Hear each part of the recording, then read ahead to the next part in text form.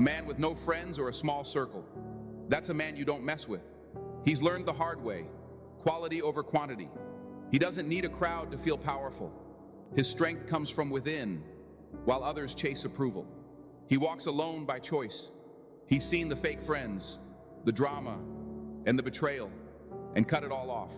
Now he stands in peace, untouchable. He doesn't need anyone to complete him. His whole is all by himself.